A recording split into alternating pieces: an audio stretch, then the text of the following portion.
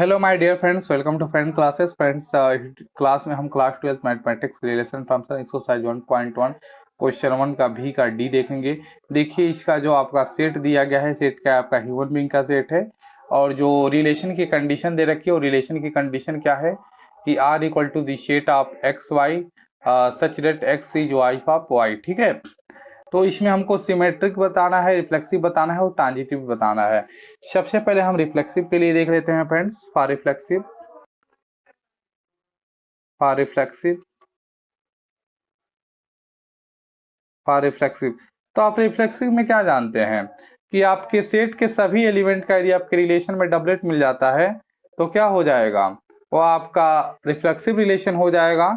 यदि हम ले लेते हैं कि हमारे सेट में यदि कोई आर्बिट्री एलिमेंट है ए, जो आपका बिलोंग कर रहा है सेट ए में, इसका मतलब होता है कि फॉर ऑल ए, यानी कि आपके सेट के सभी element, for all element of set ए। ठीक है, तो यदि इसका डबलेट हमको रिलेशन आर में मिल जाएगा तो ये रिफ्लेक्सिव हो जाएगा। डबलेट का मतलब क्या है, यानी हमें ए कामा ए यदि हमें आर में मिल जाए तो ये क्या हो जाएगा, रिफ्लेक्सिव हो जाएगा। ठीक है फ्रेंड्स, तो ए कामा ए आर में कब मिलेगा, जब इस कंडीशन को होल्ड करेगा।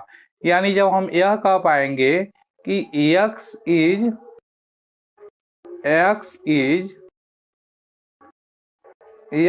Wife of x.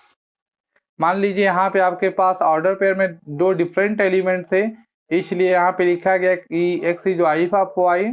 यहाँ पे आपका सेम एलिमेंट है, एक ए है ना, तो ए ले लीजिए, कोई दिक्कत नहीं है कि यहाँ पे आपका सेम एलिमेंट हम रखे हैं। सेम एलिमेंट क्यों रखे हैं, क्योंकि रिफ्लेक्सिव का कंडीशन ही यही है कि यदि आपका सेट के सभी एलिमेंट का डबलेट यदि आपके रिलेशन आर में मिलेगा तो रिफ्लेक्सिव हो जाएगा। तो हमने इस कंडीशन को होल्ड कराने के लिए क्या लिखा कि ए इज वाइफ ऑफ ए, यहाँ पे भी यही रहेगा आपका। ठीक है, A is wife of A.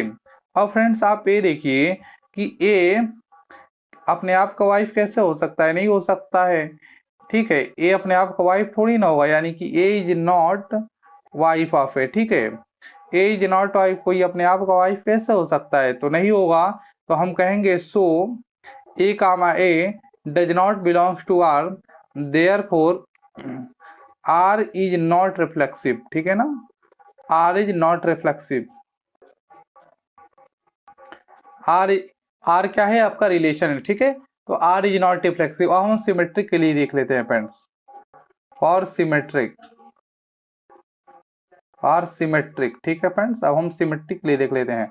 तो सिमेट्रिक के बारे में क्या है कि if A B belongs to R. ठीक है फ्रेंड्स, हम क्या जानते हैं कि यदि आपका एक कोई ए बी ऑर्डर पेयर से यदि आपके रिलेशन आर में बिलोंग करता है तो इसका अपोजिट भी यदि आपके रिलेशन आर में मिल जाएगा तो ये क्या हो जाएगा, ये आपका सिमेट्रिक हो जाएगा। यानी कि ए बी रिलेशन आर में मिल रहा है और हमें बी कामा ए यदि आपको रिलेशन आर में मिल जाए तो ये क्या हो जाएगा, सिमेट्रिक हो जाएगा। ये आपको हम समझाने के लिए लिखे हैं, आपको क्वेश्चन में नहीं लिखना है। ठीक है, तो ए भी आपके रिलेशन आर में बिलोंग कर रहा है, तो ए भी आपके रिलेशन आर में बिलोंग कब कर रहा होगा, जब इस कंडीशन को होल्ड किया होगा। तो कंडीशन को होल्ड किया होगा तो ये क्या हो गया होगा कि A is wife of B. Friends, A क्या है, A is wife of B. ठीक है ना, ए क्या है, ए बी की वाइफ है। ठीक है, तो क्या हम ए कह सकते हैं कि B is wife of A.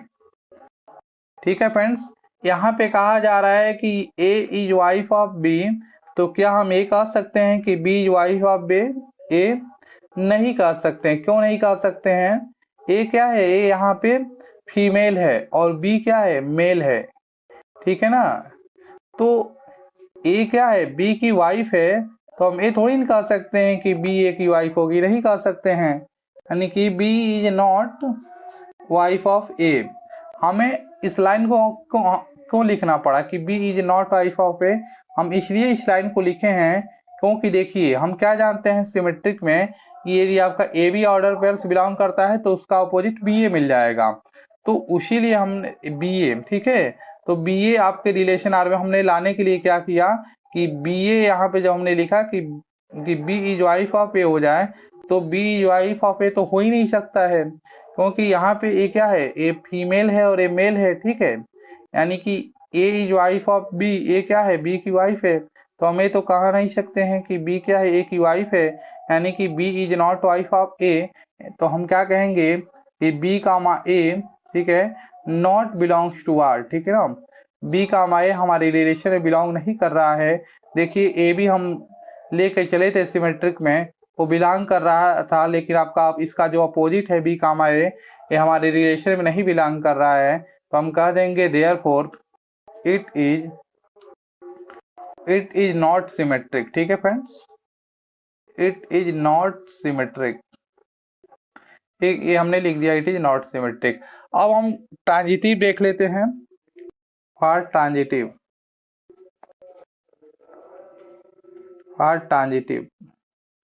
तो ट्रांजिटिव के बारे में क्या जानते हैं? ट्रांजिटिव के बारे में आप जानते हैं कि यदि आपका ए बी बिलोंग कर रहा है आर में, ठीक है, एंड बी कामा सी जो रिलेशन है वो ऑर्डर पेयर आपके आर में बिलोंग कर रहा है। ए बी ऑर्डर पेयर आपके रिलेशन में बिलोंग कर रहा है और बी सी ऑर्डर पेयर आपके रिलेशन में बिलोंग कर रहा है। यहाँ से बी और बी को हाइड कर दीजिए, आपका ए कामा सी भी क्या करना चाहिए, रिलेशन आर में बिलोंग करना चाहिए। तो ए कामा सी रिलेशन, तो आप यहाँ से बी और बी को हाइड कर देंगे तो ए सी आपका रिलेशन आर में बिलोंग करना चाहिए। तो ए बी रिलेशन आर में बिलोंग कर रहा है, ए बी रिलेशन आर में बिलोंग कब करेगा, जब इस कंडीशन को होल्ड करेगा। तो इस कंडीशन को होल्ड करेगा तो ये क्या हो जाएगा कि A is wife of B, ठीक है friends, A is wife of B हो जाएगा। और बी सी यदि आपके रिलेशन में बिलोंग कर रहा है तो कब कर रहा है, जब इस कंडीशन को होल्ड किया है। तो ये क्या हो जाएगा कि बी इज वाइफ ऑफ, ठीक है ना, बी इज वाइफ ऑफ सी।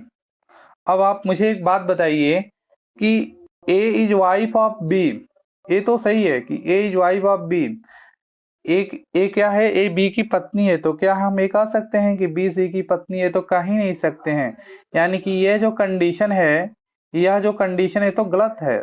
सिर्फ हमारा यही होगा कि A is wife of B, B is wife of C नहीं हो सकता है, ठीक है। यानी कि केवल ए कामा बी हमारे रिलेशन में बिलोंग कर रहा है, केवल ए कामा बी रिलेशन में बिलोंग कर रहा है। बी कामा समथिंग आपका रिलेशन में बिलोंग नहीं कर रहा है, ठीक है फ्रेंड्स। आपका बी कामा जो समथिंग है वो आपके रिलेशन में बिलोंग नहीं कर रहा है, क्योंकि देख लीजिए ए इज वाइफ ऑफ बी, ये क्या है, बी की वाइफ है। तो क्या हम ये कह सकते हैं कि बी इज वाइफ ऑफ सी? कह ही नहीं सकते हैं। यानी कि हमें बी कामा समथिंग जो ऑर्डर पेयर आपके रिलेशन में नहीं बिलोंग कर रहा है। तो अब आप बताइए कि ए बी आपके रिलेशन में बिलोंग कर रहा है, बट बी कामा समथिंग आपके रिलेशन में बिलोंग नहीं कर रहा है, तो क्या है, ट्रांजिटिव होगा। देखिए ट्रांजिटिव होगा, ट्रांजिटिव होने के आपको हम दो कंडीशन बताए थे पिछले लेक्चर में कि कोई भी रिलेशन ट्रांजिटिव कब होता है। एक तो ट्रांजिटिव होने का कंडीशन ये था कि यदि आपका ए बी रिलेशन आर में बिलोंग कर रहा है and B C relation R में बिलोंग कर रहा है, तो आप बी और बी को हाइड कर दीजिए, आपका ए सी रिलेशन आर में बिलोंग करना चाहिए। पहला कंडीशन ये था ट्रांजिटिव होने का, और दूसरा कंडीशन ये था कि यदि आपका ए बी रिलेशन आर में बिलोंग कर रहा है, ठीक है, एंड लेकिन बट बी कामा समथिंग, ठीक है ना, बी कामा समथिंग नाम का रिलेशन पेयर आपके ऑर्डर पेयर आपके रिलेशन में है ही नहीं, तो हम इसे क्या कहेंगे, तब हम इसे कह देंगे कि हाँ इसे भी ट्रांजिटिव माना जाएगा, ठीक है फ्रेंड्स। यदि आपके ए बी रिलेशन आर में है बट बी कामा समथिंग आपके रिलेशन में नहीं है, तो हम बी कामा समथिंग फिर नहीं खोजेंगे और हम कह देंगे ए बी आपके रिलेशन आर में है। वही चीज यहाँ पे हुआ है कि ए बी आपके रिलेशन में बिलोंग कर रहा है, लेकिन B is not wife of C, ये आपका एग्जिस्ट ही नहीं करेगा इस रिलेशन में। यानी कि बी कामा समथिंग आपके इस रिलेशन में नहीं मिलेगा, सिर्फ आपको ए कामा बी ही इस रिलेशन में मिलेगा। तो हम क्या कह देंगे कि इट इज ट्रांजिटिव, ठीक है friends, it is transitive. It is, हमने इसे ट्रांजिटिव क्यों कहा, क्योंकि हमने ट्रांजिटिव के दूसरे वाले कंडीशन से हम इसे ट्रांजिटिव कहा। फ्रेंड्स अब हम अगले लेक्चर में मिलेंगे इसके आगे पार्ट को लेकर। तो till then keep practicing and